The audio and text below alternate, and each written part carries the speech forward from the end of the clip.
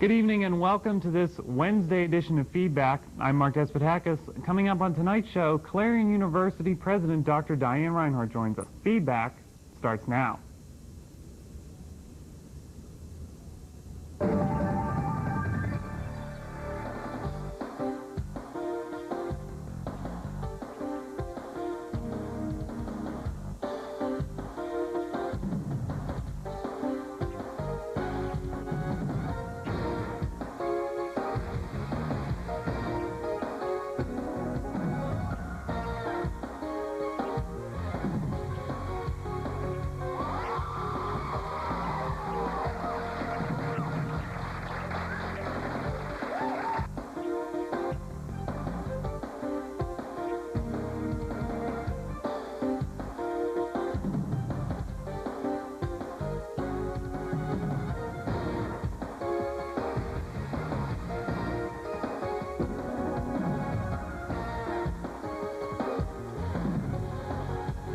Wednesday evening, as I said, I'm Mark Despotakis. Tonight, another fun show. Clarion University President Dr. Diane Reinhard is here, and always love having her down.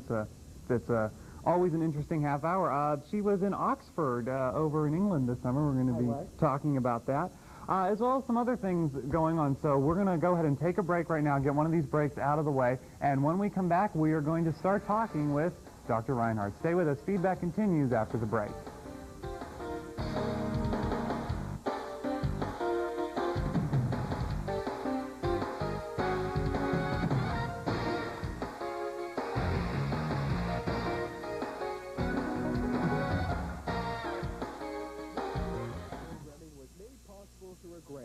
By Fox's Pizza Den. Fox's Pizza Den is located on Old Route 66 in Clarion and offers all-day delivery. Phone 226-5555. That's 226-5555. Fox's Pizza Den is open 7 days a week for your convenience. Phone 226-5555. Wardrobe for some TV5 news anchors, provided by Fashion Bug, located in the Clarion Mall. Whether you're looking for junior trendy, girls, or fashion for women, they have it all, with many different styles. Fashion Bug also offers a wide selection of accessories. Fashion Bug is located in the Clarion Mall, just off of Exit 9 of Interstate 80. Open Monday through Saturday, 10 a.m. till 9 p.m., and Sunday from noon till 5. This portion of the program was made possible through a grant from Clarion Hospital. Clarion Hospital is located off of Exit 9 of Interstate 80. Clarion Hospital offers outpatient services, transitional care, as well as an emergency room open around the clock every day of the year. More than 400 employees and 80 physicians work to serve the community. Call the Clarion Hospital at 226-9500. Clarion Hospital, providing health care to Clarion County and surrounding communities since 1954. Do you want complete coverage of local, state, national, and international news as it happens? Good evening, everyone, and welcome to TV5 News Live. So tune in to Clarion's very own TV5 News Live for complete coverage of the Clarion area and our world. TV5 News crews join with crews from the world's news leader, CNN, to provide complete coverage of the day's events. With advanced satellite capabilities, TV5 News can bring you the latest news as it happens. So tune in every Tuesday, Wednesday, and Thursday evenings for Clarion's very own TV5 News Live.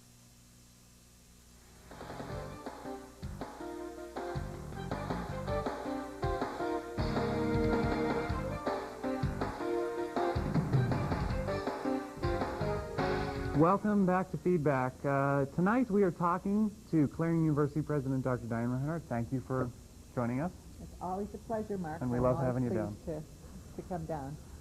So you were at Oxford this summer. I was. Why is that? Well, I was invited to go to Oxford. It is an invitational session. There were about 43 presidents of universities worldwide. We talked about a lot of different issues. Some of the issues were very common across institutions. Half of the participants were from the United States, and it was a good mixture of public and private institutions, some from large, some from smaller institutions. So it was great. We stayed at St. Anthony's, one of the 39 colleges at Oxford, and And Oxford, of course, is an experience in and of itself. Most of the colleges have stone walls around them, and of course, some of the colleges are so old. The oldest one, which they refer to as New College, was built in the 1400s. So it is very, very hard. It's very old and hard to think about how you continue some of the traditions of Oxford at the same time in which you try and be as advanced as you need to be. I mean, their library is just absolutely marvelous, but there no technology that you could see. It's a great resource. I worried about if that library would be here in the States, it would be closed down because it was such a fire trap. But it's just a marvelous facility. And there are certain cultural differences. For example, we have laws that protect students' rights and students' right to privacy as far as educational records. At Oxford, when you take an exam, you go to a special building called the examination hall, and then they post your grades right out there in front of the public outside of the hall. And so there are other little things about Oxford that you found interesting. When we talked about issues facing higher education, of course, a major one was funding. Most of the countries that were there were trying to increase their college-going rate, whereas the United States, with its overall college-going rate of over 60% of high school graduates. In Great Britain, for example, they established a goal by 2000 to talk about 30%, and they hope to go to 40% by 2010. So access is a big issue, and in certain countries like China, of course, you're talking about the need to really increase just the numbers that have access to higher education. So we think we're doing fairly well in the United States, even though all 60% of them don't complete a high school education. What you went and you met with so many of these other people. What were some of the specific things that maybe you took away that now you can say, well, I'm coming back to Clarion University, and here's what I can really take away from that and apply here?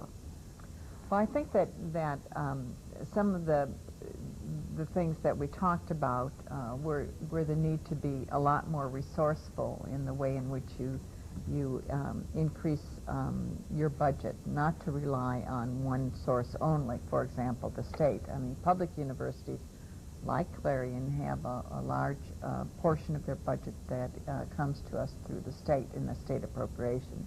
Well, we have really the need to supplement that with private fundraising, with grants and contracts, and with other ways. We're doing that now, but a lot of other universities worldwide are really doing a lot more than we are, and so I think that that's something that we'll continue to do, because since we're a public university, we really are at the mercy of what happens to a state if the economy goes. And in fact, right now, we may be faced with a budget cut for a second semester because the state revenue picture isn't what it was when we received our original budget. Now, we haven't received any firm word of that. Penn State has already received their budget cut for the first phase, and since we're a public university, state-owned university, we weren't considered as part of the first cut. But in all probability, we'll have some sort of a budget cut because of the revenue projections. Well, how can we try and broaden our revenue base so that we aren't so affected by what happens within the state? That certainly was one lesson. But I think it was also important to understand the differences between public and private. In many ways, you think that you think of Oxford as being private, but it's really a public university. The Netherlands, for example, they don't have in K-12 the concept, or higher education, the concept of public and private. It's all public. So it's just, it probably, you know, it enables you to think anew about current issues that you're faced with in the United States. And then, of course, there were a lot of institutions from the United States, so you were able to say, well, how are you doing this at your institution? You know, you struck something here, the budget cut. I think that's maybe something we need to talk about. If it does happen, and you're saying it, you know, it does look like it's going to happen, obviously Clarion won't be the only school that would go through something. Right. But how does a school like Clarion, how do you cope with something like that? Because in education these days, it's, look at, we've built a library. It's not free to put computers in. It's not free to run a television station that is owned by a university. Right. You know, how do you compensate? Well, how do you make, those are some of the most difficult decisions you have to make at a university. I mean, we have already, as a part of our budgeting process, need to reallocate about $1.3 million. So, I mean, we're constantly trying to reallocate so that we have the resources for the high priority areas. If, in fact, we get another reduction in the state, then what I will do as a president will work with my executive committee, so that's my vice presidents and provost, and essentially decide on how we're going to allocate the budget cut. And since it's coming at this point of the year, you know, almost 80% of our budget is in personnel that we've made commitments to. So we have only certain things that we can essentially cut from. Right. And what we try and do is say that, you know, we will try and make the cuts in ways that will have the least impact on the, you know, the academic programming that we offer to students. But there's only so much that you can do. Right. I mean, we have already essentially, through budgeting process, made arrangements for the library. I mean, you can't stop a project. Right, obviously. And there are other things that we don't want to stop because we think it'll really position the university for the future. And you can't lose sight of the fact that you need a strong university. And it is true that, you know, that we aren't alone, and we aren't alone in this state. We aren't alone in this country. You know, when I was at a meeting of presidents the weekend before Thanksgiving, and it's 400 presidents of institutions, you know, with the same mission as Clarion. I'm on that board. It's called ASCU, the American Association of State Colleges and Universities, and everybody was talking about significant budget cuts. I mean, we're talking 10, 15%, which is a lot of money to be thinking about at this time of year, because it's really 20% because you've already spent half of your budget. So, I mean, there are some significant problems with revenue in states throughout the country. Okay.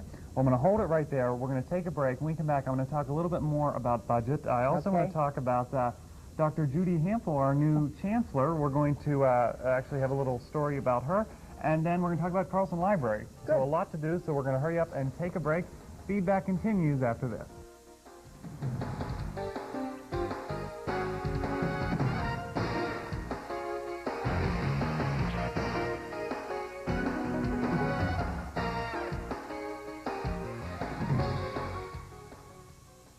I am an American. I am an American. I am an American. I am an American. I am An American. I am an American. I am American. I am an American. I'm an American. I'm an American. I am American. I am an American. I'm an American. I am an American. I am an American.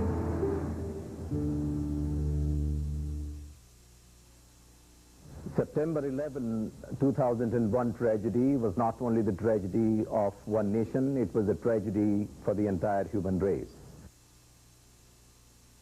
And if the perpetrators were Arabs or Muslims, we should not blame this on Islam or the entire Islamic faith. We should try to avoid these epithets because they have got serious consequences for innocent people. It is very necessary for us to detach the individual acts from their faith and from their ethnicity.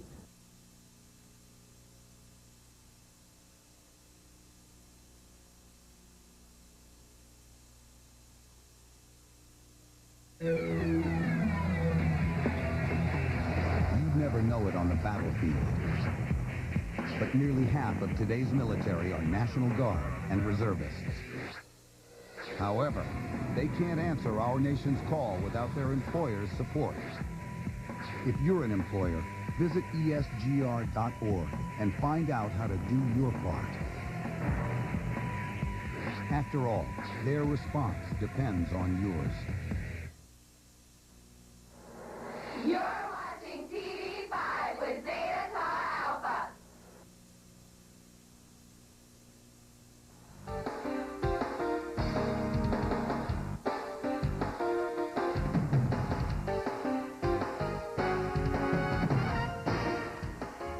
Welcome back to Feedback. So much to talk about, so little time, so I want to just dive right back in. We're talking about the budget with Dr. Reinhard here, president of Clarion University. We were talking about the budget before the break, and wanted to follow up a little bit. There is a possibility that we may be getting a budget cut as a university as a whole. And it seems that, like I was saying before, the cost of doing education is going up. And I know specifically in the communication department, we don't have as many faculty as we do when I started. And I would imagine it's the same in other departments. How does that play into this? Obviously, that's a problem that we don't have the faculty now. Now there's not probably or may not be the money for more faculty down the line. Well, first of all, we should, we don't know what the budget cut that I was talking about would be mid-year, and it would be probably one time only, which means that hopefully it'll be restored in the budget process. One of the problems that we face, and I would ask all of the listeners to really be thinking about this, is that the state budget really has very little flexibility as far as what they can cut. And unfortunately, it's about 9% of the total state budget. The rest of them are entitlement programs. And within that 9% is where higher education is. And so there's been a lot of people that have been writing lately about the fact that, we can't continue to do this. We can't continue to balance the state budget on the backs of higher education. Or really what happens is it's not only on the backs of higher education, but it's on the backs of students.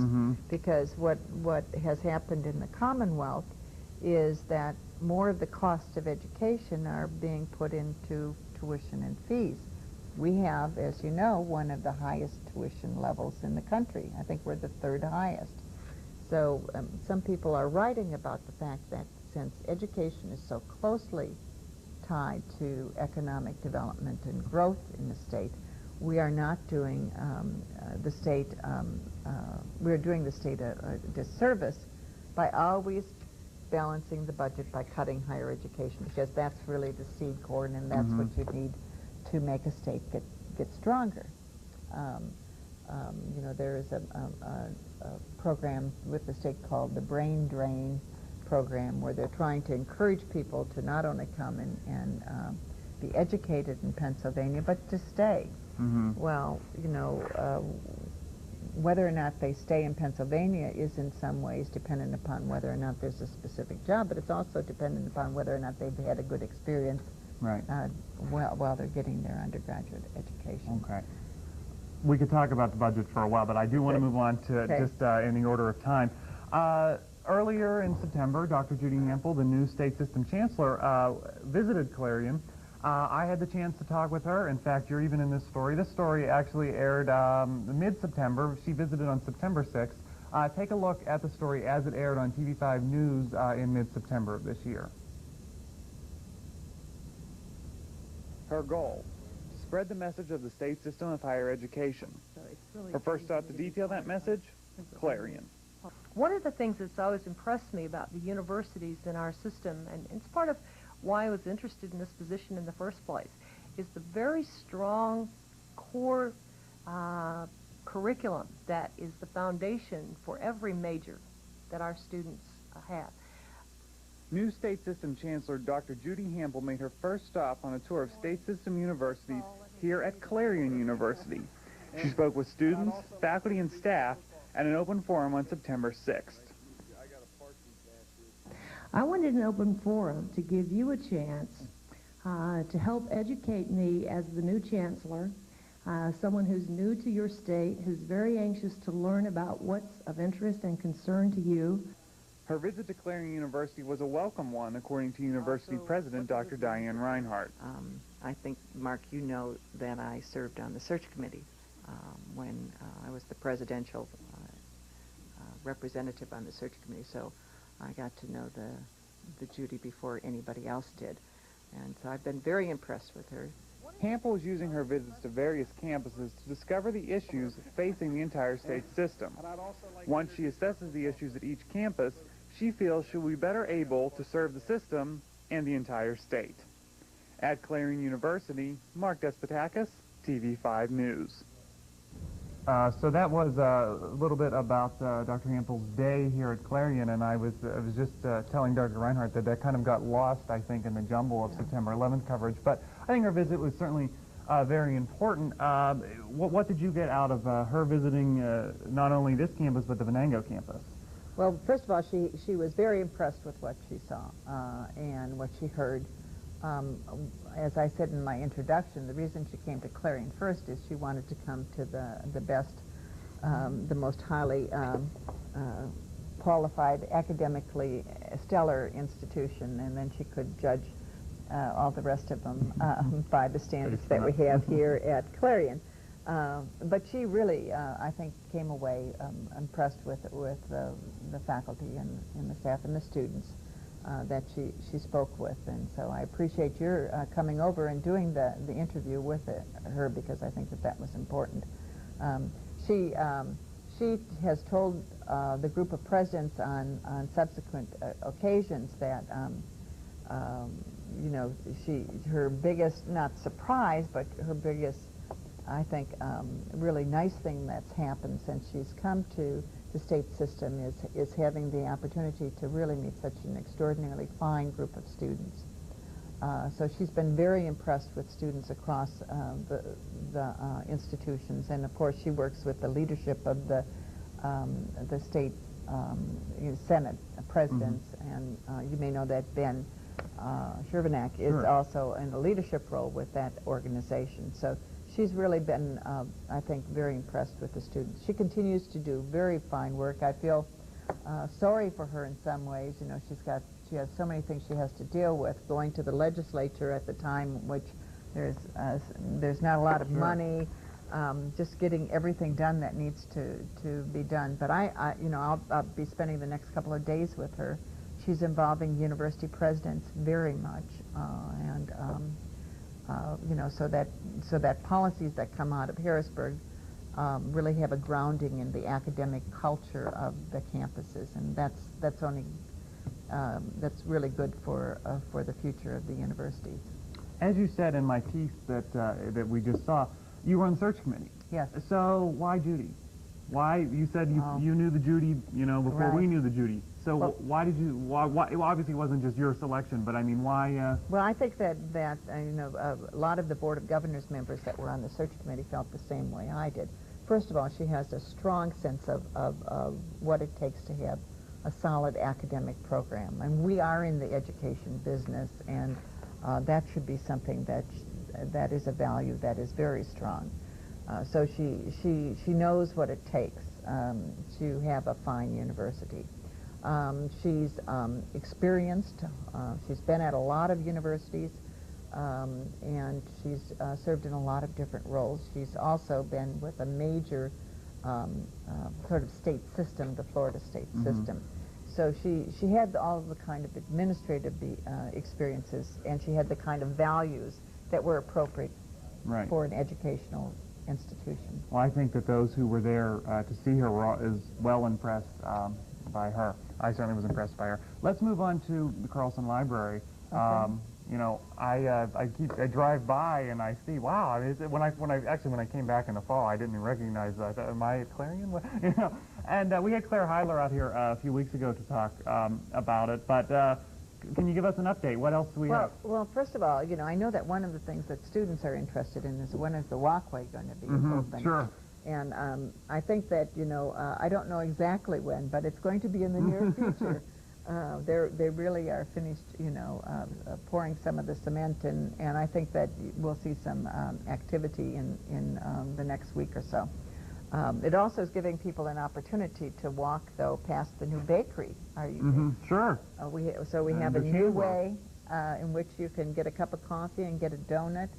You know, the only donut shop in town, you know, sort of closed, so we thought we'd provide some opportunities for students to catch a donut and a coffee or something else on the way to their classes. But the furniture is going to come in a couple of weeks. The first delivery of furniture by April, the first floor will be open, and by commencement, everything will be done. I don't know if I talked with you, Mark, about the fact that we're going to have this really nice bell tower. Yes, you know what? But they just told me we're out of time. Oh. You know, we were saying we're going to have you back in the spring. Okay. We need this for like an hour. All right. Think. Because yeah, we're running out of time. So what we're going to do, we're going to take a break, and thanks for coming you're down. welcome. We loved it. Happy holidays to you. And you too. And we'll be back right after this.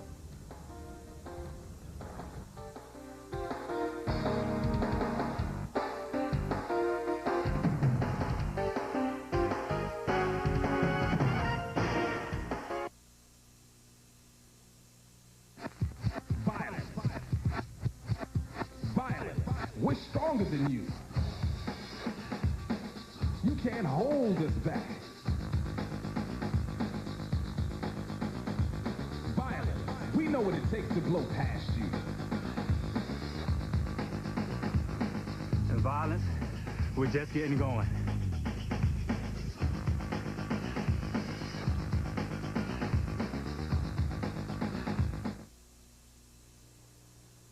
On September 11th, America faced terrorist attacks of the worst kind. Innocent lives were lost, and a sad cloud was cast over this great nation.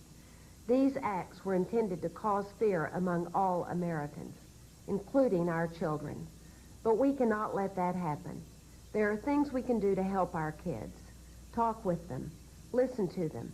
Tell them they're safe and that they're loved. God bless you, and God bless America.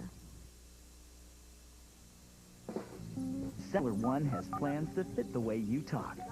For all the who's, whens, whys, and wheres, there's a plan this year. Make someone's holiday happy, happier, or the happiest of all with one of these great phones. Plus, get a free line of phone service, unlimited nights and weekends, free long distance, and free voice-activated dialing. However you talk, Cellular One. Plans that fit the way you talk. Whether you're looking for seasonal flowers, wedding flowers, or plants, Wilshire's Flowers and Gifts has them all, plus a vast array of gifts ranging from dolls, balloons, fruit baskets, and plush toys. Stop by Wilshire's Flowers and Gifts located on Merck Street in Clarion. Wilshire's offers same-day delivery. Phone number 226-7070 or 1-800-833-3571. The phone answers 24 hours a day.